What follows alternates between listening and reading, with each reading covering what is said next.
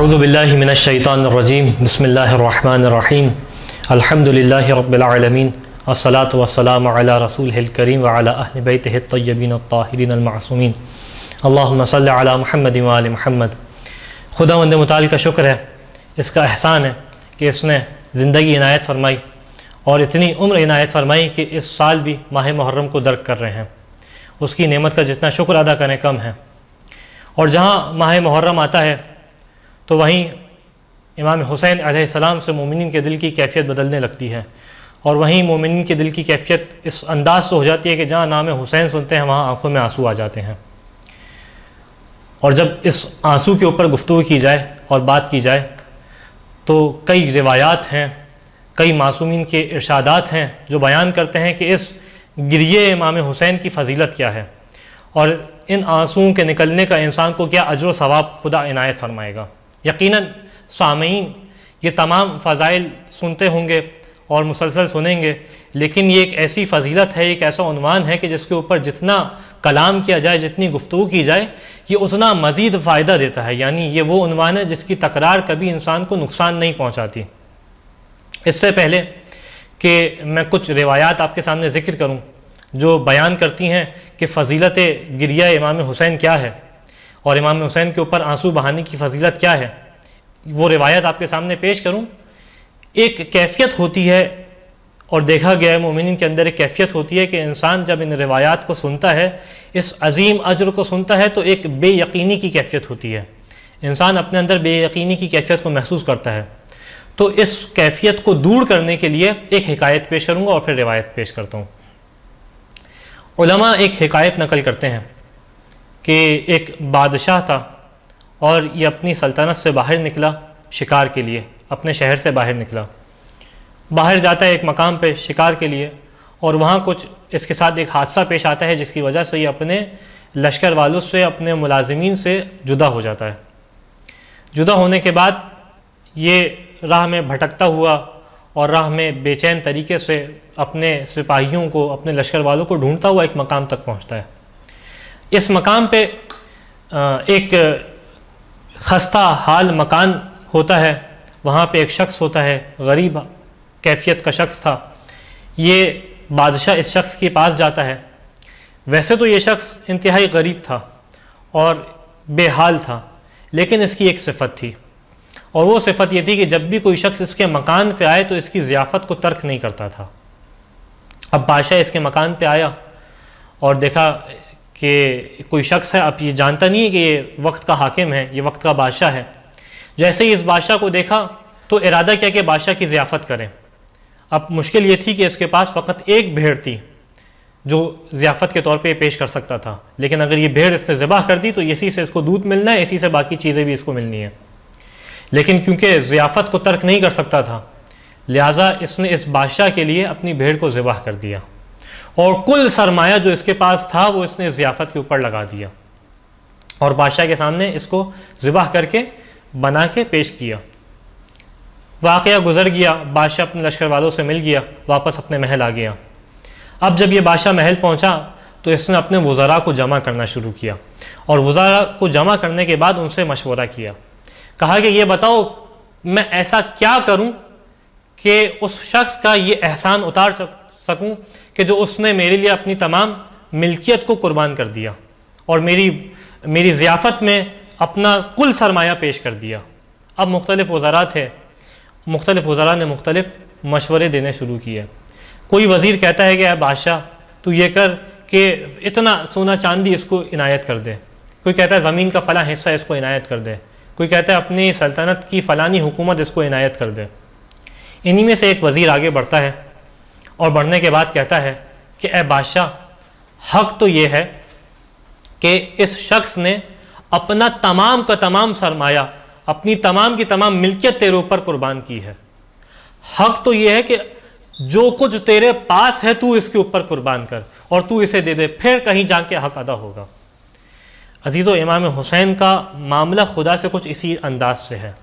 جو کچھ حسین کے پاس تھا حسین نے اللہ کی بارگاہ میں قربان کیا، خدا کی راہ میں قربان کیا۔ تو حق یہ ہے کہ جو کچھ خدا کے پاس ہے وہ حسین پہ قربان کرے۔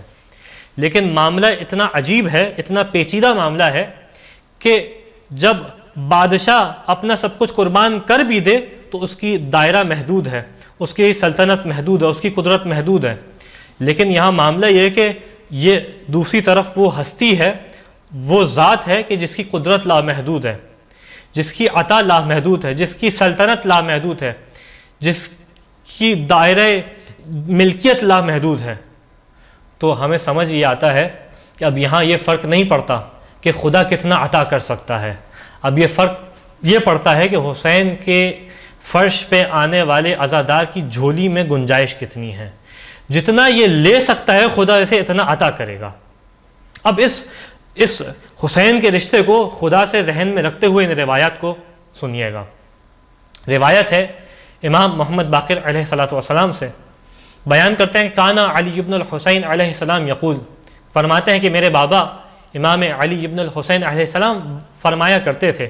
اور روایت کا انداز یہ بتاتا ہے، عربی کا انداز یہ بتاتا ہے کہ ایک دفعہ نہیں فرمایا، دو دفعہ نہیں فرمایا، بلکہ طریقہ کار تھا کہ یہ مسلسل بیان کیا کرتے تھے کہ ایما مؤمن دمت عیناہ لقتل حسین ابن علی دمعۃ حتی تسیل علی خدہ، کہ جو بھی مومن امام حسین کے اوپر آنسو بہائے، یہاں تک کہ ایک قطرہ آنسو کا بہائے اور یہ آنسو بہتا ہوا اس بندہ مومن کے رخساروں تک آ جائے، بہتا ہوا رخساروں تک آ جائے.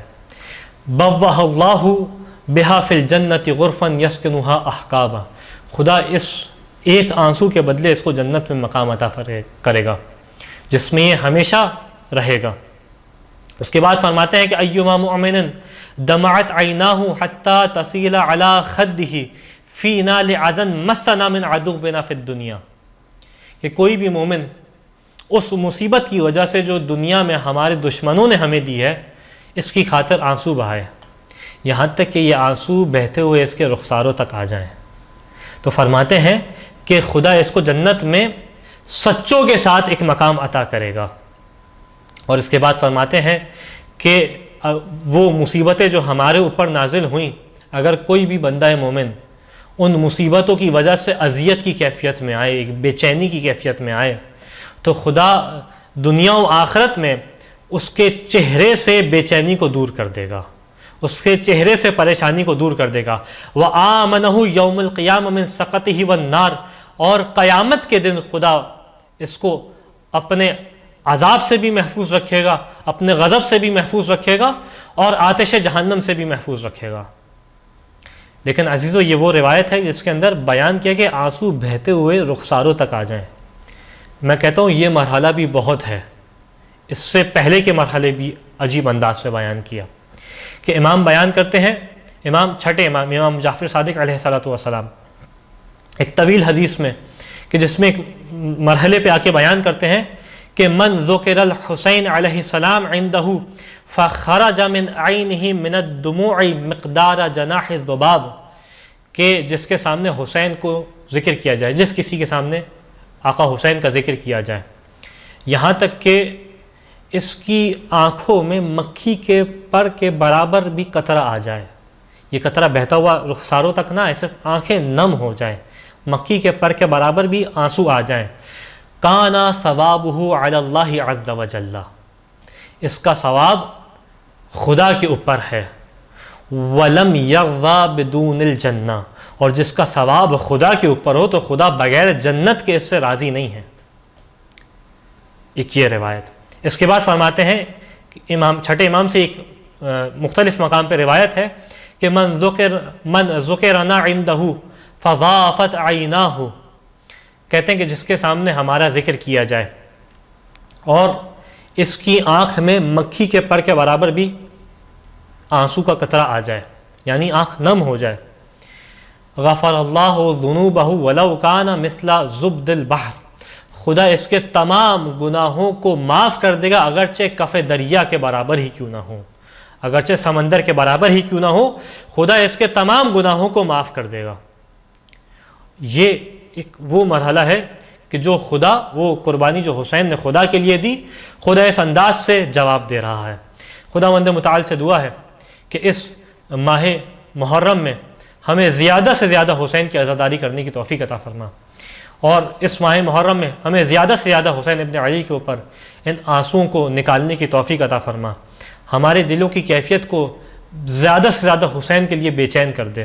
اے پالنے والے، تجھے حسین کا واسطہ تمام مومنین کی مشکلات کو آسان فرما۔